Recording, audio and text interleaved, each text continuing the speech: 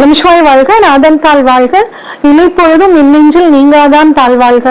ஓம் நம சிவாய, ஓம் நம சிவாய, ஓம் நம சிவாய. குருவாழ்க, குருவே துணை. அனைவருக்கும் வணக்கம். நான் உங்கள் சங்கீதா ராம்குமாருங்க. இந்த வீடியோல பாத்தீங்கன்னா நமக்கு அதிர்ஷ்டம் தரக்கூடிய கோவில்கள் அப்படிங்கறத பத்தி பார்ப்போம். முதல்ல ஜோதிடத்துல அதிர்ஷ்டத்தை சொல்லக்கூடிய இடங்கள் மகாலட்சுமி ஸ்தானம் அப்படின்னு சொன்னோம்னா 1, 5, 9 இதை திரிகோண ஸ்தானம்னு சொல்லுவாங்க. இந்த வீடியோல இந்த 5ஆம் இடம் அதிர்ஷ்டத்தை தரக்கூடிய இடத்தை நம்ம எப்படிலாம் இயக்கலாம் அப்படிங்கிற விஷயத்த நம்ம சொல்லுவாங்க. இதுல 5ஆம் இடத்துக்கு உண்டான கிரகம் என்ன, அதற்கு உண்டான கலர் என்ன, அதுக்கு உண்டான நவரத்னங்கள் என்ன, அதுக்கான பொருள் என்ன அப்படிங்கிற விஷயத்த நம்ம எப்படி எல்லாம் பயன்படுத்தலாம், அதற்கு உண்டான கோவில் என்ன, அது எப்படி அந்த கோவிலோட வரலாறு என்ன, எப்படி வழிபாடு பண்ணணும் அப்படிங்கிற விஷயத்த தெளிவா சொல்றாங்க. இதுக்கு என்னங்க 5ஆம் இடம் அப்படிங்கிறீங்க அப்படின்னா, உதாரணமா இப்ப நீங்க மேச ராசிக்காரங்களா இருந்தீங்கன்னா, இல்ல மேச லக்னக்காரங்களா இருந்தீங்கன்னா, உங்களுக்கு 5ஆம் இடம் அப்படிங்கிறது சிம்மம்ங்க. அப்ப சிம்மம் தான் உங்களுக்கு அதிர்ஷ்டத்தை தரக்கூடிய இடம். அப்ப சிம்மராசிக்கு உண்டான சூரிய பகவானை வழிபாடு பண்ணணும். சிம்மராசிக்கு உண்டான சூரியனுக்கு உண்டான கோவில் இருக்குங்க, அந்த கோவிலுக்கு போறது, சூரியனுக்கு உண்டான பொருட்களை பயன்படுத்தும் போது இந்த மேச ராசிக்காரங்களுக்கு எல்லா விதமான நன்மைகள் கிடைக்கும். இது மாதிரிதான் ஒவ்வொரு ராசிக்காரங்களுக்கும். ஒன்லி அதிர்ஷ்டம் மட்டும்தான் கிடைக்குமா அப்படின்னா கிடையாதுங்க. இந்த 5ஆம் இடம் பாத்தீங்கன்னா குழந்தை பாக்கியம் இல்லாதவர்களுக்கு குழந்தையை கொடுக்கக்கூடியதுங்க. ஏன்னா குழந்தையெல்லாம் இருக்குங்க, ஆனா என் பேச்சு கேட்கவே மாட்டேங்குது அப்படின்னா குழந்தைய உங்களோட கட்டுக்குள்ள கொண்டு வர்றதுக்கான இடமும் இந்த 5ஆம் இடம் தாங்க. அதே மாதிரி குபேர சம்பத்துக்கு இணையான நிதி அப்படின்னாலும் இந்த 5ஆம் இடம். அப்ப பணவரம் உங்களுக்கு நல்லா வேணும்னாலும் இந்த 5ஆம் இடத்துக்கான விஷயங்களை நீங்க பயன்படுத்துறதுங்க. அதே மாதிரி பணம் சம்பாதிக்கக்கூடிய வழியே எனக்கு தெரியலைங்க, என்ன பண்ணாலும் ஏதாவது ஒரு தடங்கள் வந்துட்டே இருக்கு, சரியா பிசினஸ் அமையலைனாலும் இந்த கோவிலுக்கு போயிட்டு வந்தீங்கன்னா எப்படி பிசினஸ் பண்ணி பணம் சம்பாதிக்கிறாங்கிற விஷயமும் உங்களுக்கு தெரிய ஆரம்பிக்குங்க. அதே மாதிரி காம்படிட்டிவ் எக்ஸாம் நம்ம ரொம்ப வருஷமா எழுதிட்டு இருக்கேங்க, என்னால கிளியர் பண்ண முடியலன்னு நினைச்சாலும் உங்களுக்கு 5ஆம் இட கோவில்களுக்கு போயிட்டு வரும்போது உங்களுக்கு நல்லது நடக்குங்க. அதே மாதிரி அப்பா வழி சொத்து கிடைக்கிறதுல சில சிக்கல்கள் இருக்கு அப்படின்னு நீங்க ஃபீல் பண்ணீங்கன்னாலும் இந்த கோவிலுக்கு போயிட்டு வரும்போது அந்த சொத்துக்கள் உங்களுக்கு தடை இல்லாம கிடைக்குங்க. அதே மாதிரி மனம் அமைதியாகிறது, நல்லொழுக்கம் கிடைக்கிறதுக்கு, நல்ல ஞானம் கிடைக்கிறதுக்கு, சிந்தனைகள் நல்லா தெளிவாகிறதுக்கு, எதிர்காலத்தை பத்தி முன்கூட்டியே தெரிஞ்சுக்கணும். ஜோதிடர்களுக்கு இது ரொம்ப யூஸ்ஃபுல்லா இருக்குங்க. எதிர்காலத்தை பத்தி முன்கூட்டியே தெரிஞ்சுக்கணும் அப்படின்னு நினைக்கிறவங்களும் இந்த கோவில்களுக்கு வாழ்நாள்ல ஒரு தடவையாவது, வருஷம் ஒரு தடவை போறது சிறப்புங்க. இல்லைன்னா வாழ்நாள்ல ஒரு தடவையாவது போயிட்டு வாங்க, உங்களுக்கு எல்லா விதமான அதிர்ஷ்டங்களும் கிடைக்கும். இப்ப வரிசையா ஒவ்வொரு ராசிக்கும் பார்ப்போம். தனுசு ராசிக்காரங்களுக்கான அதிர்ஷ்டம் தரக்கூடிய கோவில்கள் என்ன, அது என்னென்ன விஷயங்கள் எல்லாம் பண்ணா உங்களுக்கு அதிர்ஷ்டங்கள் கிடைக்கும் அப்படிங்கிறத பார்ப்போங்க. தனுசு ராசியை பொறுத்த வரைக்கும் அதிர்ஷ்டத்தை தரக்கூடிய இடம் அப்படின்னு பார்த்தோம்னா 5ஆம் இடம்ங்க. உங்களுக்கு 5ஆம் இடம் பாத்தீங்கன்னா மேஷத்தோட வீடு, இது செவ்வாயோட வீடுங்க. அப்ப செவ்வாய்க்குண்டான சிவப்பு நிறத்தை நீங்க அடிக்கடி பயன்படுத்தும் போது உங்களுக்கு ஒரு நல்ல ஒரு அதிர்ஷ்டம் யோகம் கிடைக்குங்க. குறிப்பா முக்கியமா இன்டர்வியூ போறீங்க, அது மாதிரி ஏதாவது ஒரு முக்கியமான விஷயங்களுக்கெல்லாம் போகும்போது இந்த ரெட் கலரை அதிகமா யூஸ் பண்ணிக்கலாம். குறிப்பா உங்க ஜாதகத்துல செவ்வாய் வலுவாக இருக்க பட்சத்துல நீங்க இந்த சிவப்பு நிறத்தை பயன்படுத்தும் போது உங்களுக்கு எல்லா விதமான அதிர்ஷ்டமும் கிடைக்குங்க. அதே மாதிரி செவ்வாய்க்கு உண்டான நவரத்னம் அப்படின்னா பவளம்ங்க. வாய்ப்பு கிடைக்கிறவங்க பவளம் அணிஞ்சுக்கிறதும், அதுவும் குறிப்பா பாத்தீங்கன்னா இதற்கான உலோகம் அப்படிங்கிறது செம்புங்க. அதனால செம்புல நீங்க பவளம் மோதிரம் வச்சு அணிஞ்சுக்கிறது ரொம்பவே சிறப்பு, உங்களுக்கு அதிர்ஷ்டங்கள் கிடைக்கும். சரி, இதற்கான அதிர்ஷ்டம் தரக்கூடிய கோவில் அப்படின்னு பார்த்தோம்னா தனுசுக்கு 5 மேஷம், மேஷத்துக்கான தெய்வம் கடவுள் அப்படின்னு பார்க்கும்போது ராமேஸ்வரத்துல இருக்கக்கூடிய ராமநாத சுவாமி கோவில்ங்க. இது எல்லாத்துக்குமே தெரிஞ்ச ஒரு அற்புதமான ஸ்தலம், அவ்வளோ புகழ்பெற்ற ஸ்தலம்ங்க. ஏகப்பட்ட வரலாறு இந்த கோவில்களுக்கு இருக்கு.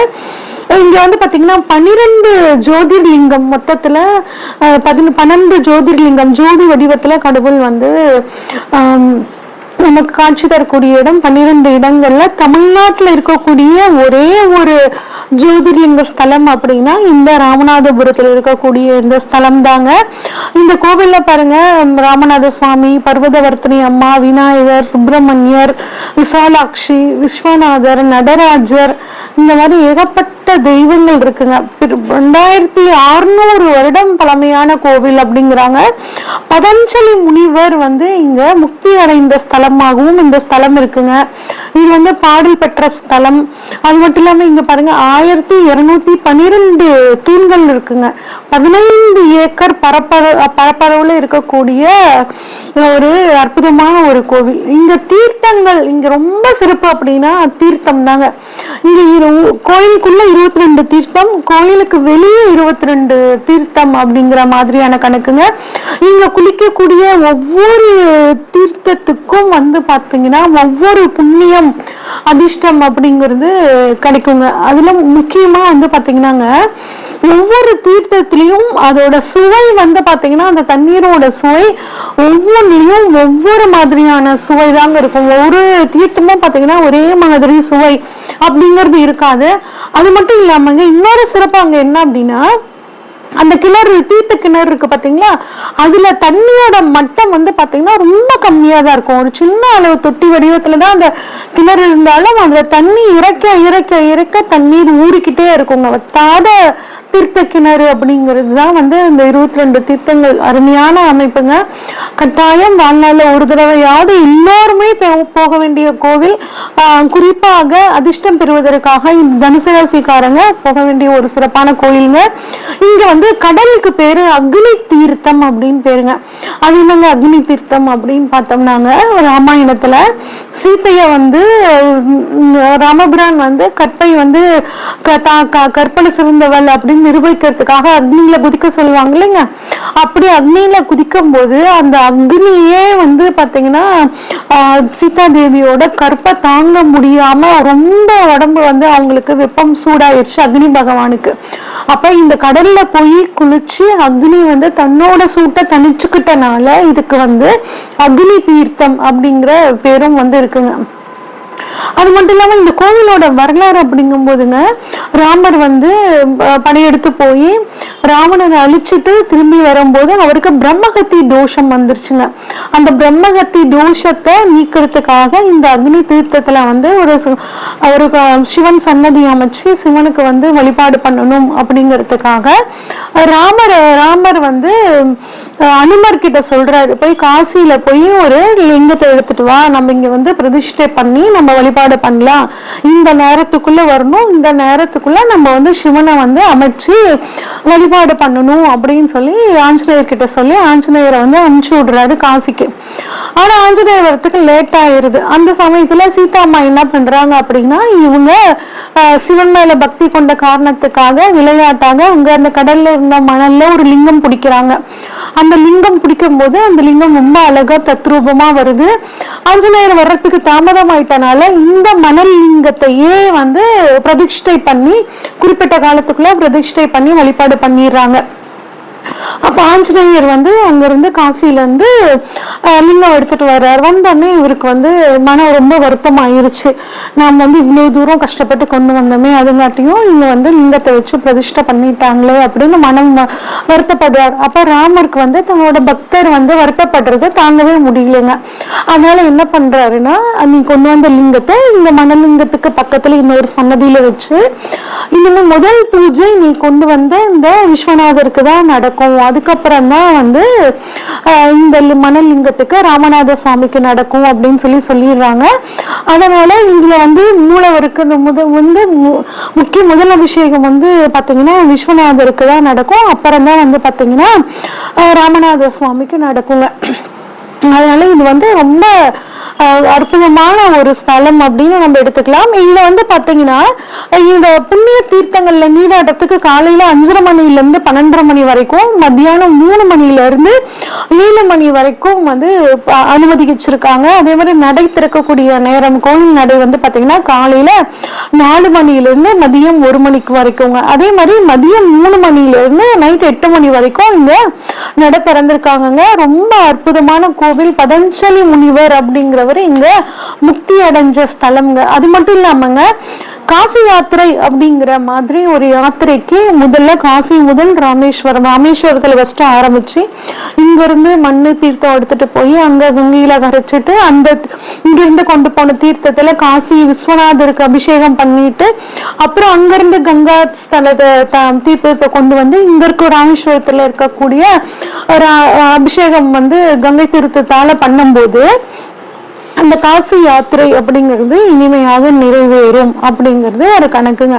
அதனால இத்தலம் நீங்க வந்து கட்டாயம் ஒரு வாழ்நாள்ல ஒரு தடவையாவது இந்த ராசிக்காரங்க போயிட்டு வர்றது ரொம்பவே சிறப்புங்க. இந்த ஸ்தலத்துல வந்து பாத்தீங்கன்னா முன்னோர்களுக்கு தர்ப்பணம், பித்ருக்கடன், இந்த மாதிரியான அத்தனை விதமான பூஜைகளும் ஹோமங்களும் நடக்குதுங்க. தை அமாவாசை, ஆடி அமாவாசை, இந்த மாதிரி அமாவாசை திதிகள்லாம் வந்து முன்னோர்களுக்கு தர்ப்பணமும் பித்ருக்கடன்களும் அதிகப்படியாக இங்க வந்து நடக்குதுங்க. ராமன் வந்து சிவனை வழிபட்டனால இதுக்கு வந்து ராமேஸ்வரம் அப்படிங்கிற பேரும் வந்துச்சுங்க.